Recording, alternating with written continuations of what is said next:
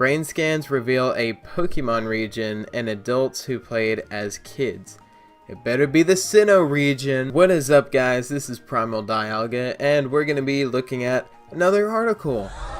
Shocker. Apparently Pokemon lights up a particular portion of your brain, so I kind of wanted to look into that. That looked pretty interesting. I will leave the link in the description below, and let's get right into it. Apparently your brain responds differently to a cartoon character or a character that you've seen multiple times. Also in the article it says something like it has to have been a certain distance from your face. Like if you see an image a foot away from your face a certain amount of times, your brain organizes that information differently than it would other things that you see. So they were trying to find something that would be easy to study. So they're like, why not show them Pokemon and scan their brains and see what happens? This is a study that's published in the journal Nature Human Behavior.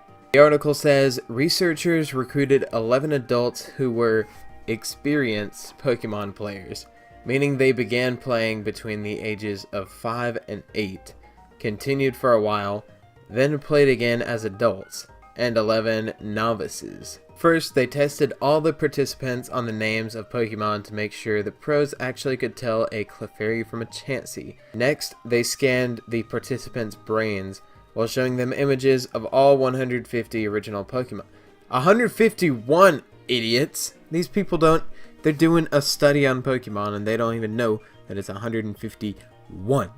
They showed them these Pokemon in rounds of 8, alongside other images like animals, faces, cars, words, corridors, and other cartoons. In experienced players, a specific region responded more to the Pokemon than these other images. For novices, this region, which is called the occipito-temporal sulcus, often processes animal images, didn't show a preference for Pokemon. It's basically saying that the people who are not very familiar with Pokemon can't really make a differentiation from animals and Pokemon as far as their brain is concerned. Instead of the information being stored or processed in this one place where all the other images go, Pokemon go somewhere else. They get a special Pokemon region, the Sinnoh region. The article basically says this isn't anything new. They already knew that the brain sections out information like that. But it says they don't understand exactly how or why. It says they don't understand exactly how the brain recognizes different images. It says, does the brain categorize images and therefore develop these regions, the Sinnoh regions, based on how animated or still they are? Or is it based on how round or linear the object is? The article says the usual way to investigate this is to teach children whose brains are still developing to recognize a new visual stimulus and then see which brain region reacts.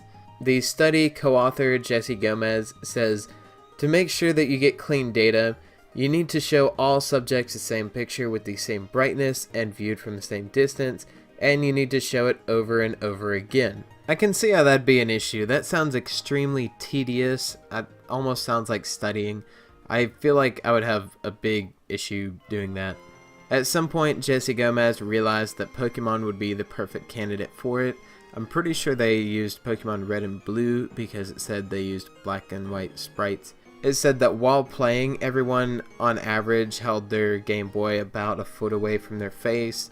I'm pretty sure the original Game Boy did not have any brightness settings, and also it's the same sprites no matter what. It says the results support a theory called eccentricity bias, which suggests that the size of the images we're looking at and whether we're looking at it with central or peripheral vision will predict which area of the brain will respond to it. The particular region of the brain they were looking at has to do with people looking directly at something, not really necessarily looking at something with peripheral vision, which makes sense because when people are playing their Game Boy, they're not playing it like this. They're playing it like this. They're looking right at it. And finally, at the end of the article, Jesse Gomez says, when Pokemon are sent out of their Pokeball, they make a certain noise, the Pokemon cry. So he says it would be interesting to look at whether there's a Pokemon region of the auditory part of the brain as well. So it looks like there's more studies to come. But anyway, does this kind of stuff interest you guys? I understand it gets a little bit complicated and a little bit hard to follow at times, but I do think it's interesting that Pokemon technically changes your brain, maybe not for better or for worse, like a neutral change, but it's still interesting that your brain, just because you play Pokemon, is different than someone who does not. Maybe this is all part of Nintendo's plan to take over our minds and make us buy a bunch of Pokemon merchandise.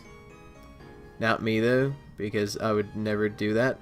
But anyway, thank you guys for watching. If you enjoyed, feel free to leave a like, a comment, or even a dislike, whatever you guys want. Also, my uploading schedule is I upload on Tuesdays, live stream on Thursdays, and then upload another video on Saturdays. So 2 videos a week, at least 1 live stream a week, but I've been live streaming a little bit more than that.